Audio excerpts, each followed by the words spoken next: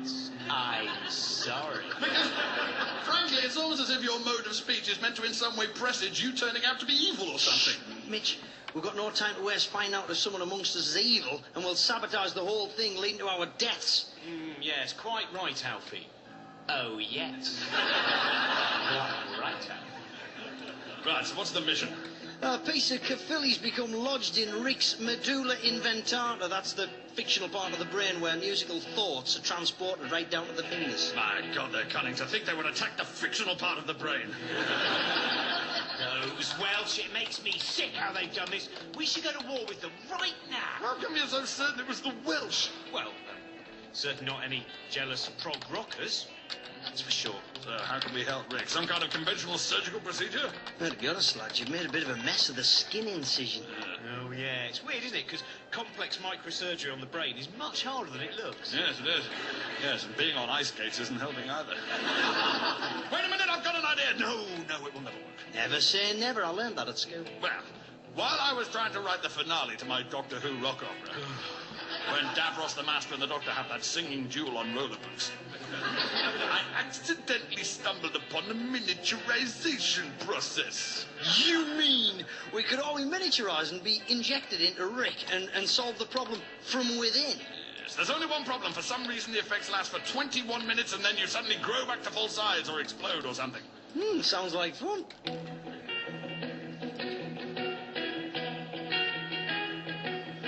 Reunited we stand with the big job in hand, and that isn't a cue for a joke.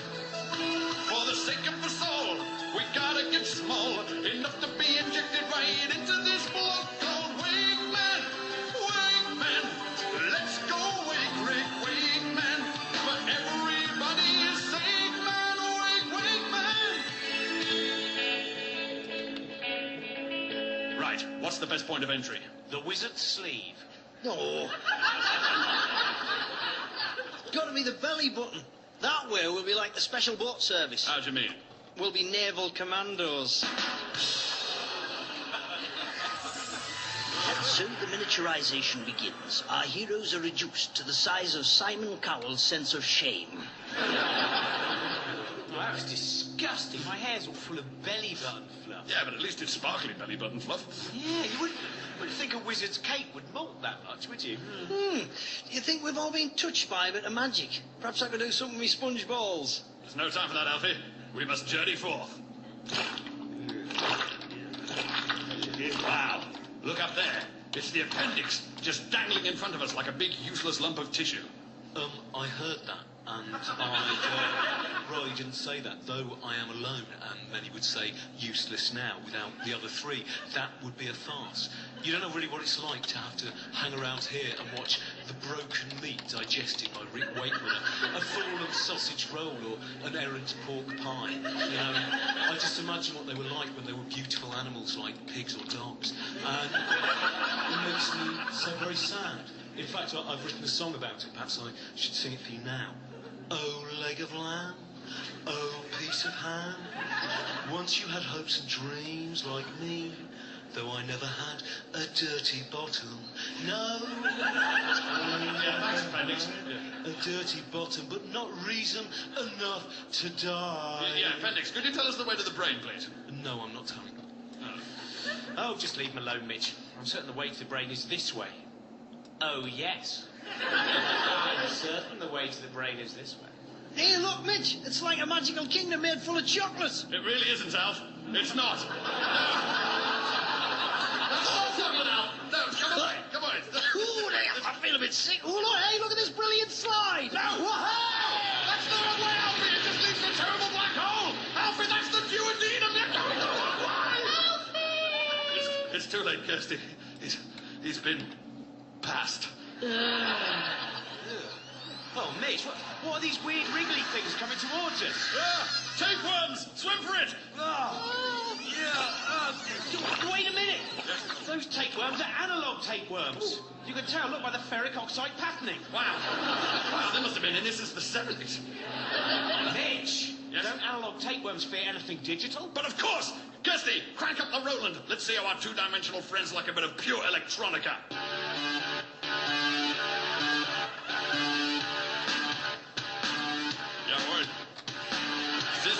totally digital song. There is nothing organic in here.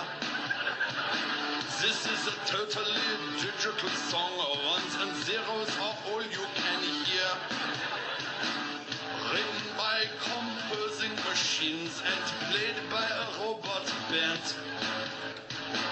This is a totally digital song, untouched by human hand.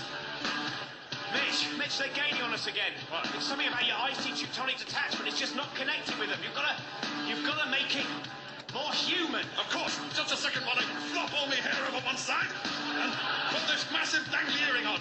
Right, Kirsty, sing like the gormless chicks with fringes. This is a totally digital song. Let's say symphony. This is a totally digital song. Don't miss on my Yes, that trademark Philokey bomb note has done the trick. They're retreating. Quick, everybody get into this organ here.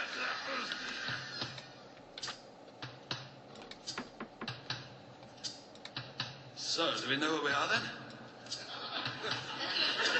I think we're in the chambers of the heart.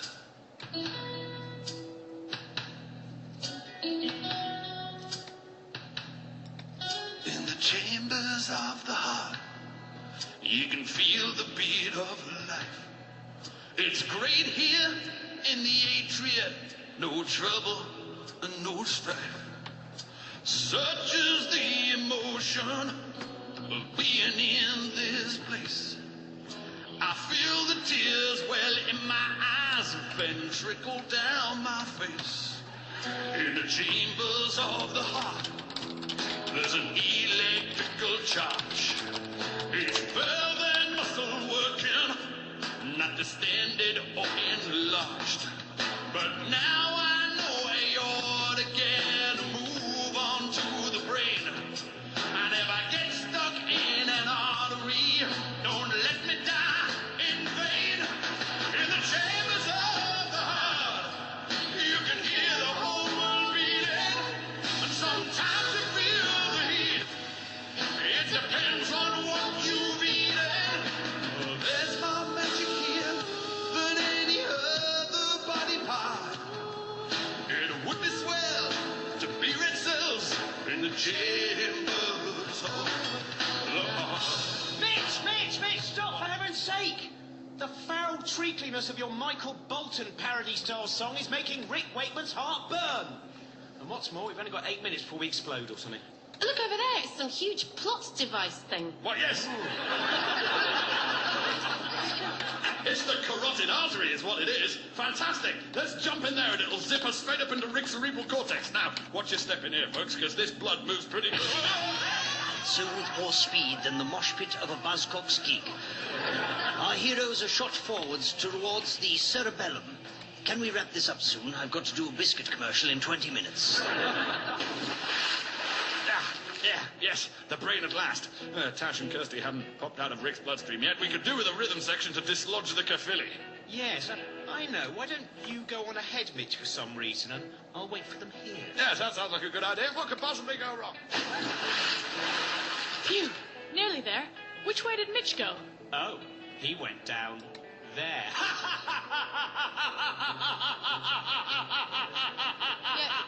Yeah, Rob, what's so funny? Oh, nothing. I just remembered a joke about a thing and some stuff. Go on out there. Wait a minute, this isn't the brain. He sent us into Rick's sinus. Roomy, isn't it? What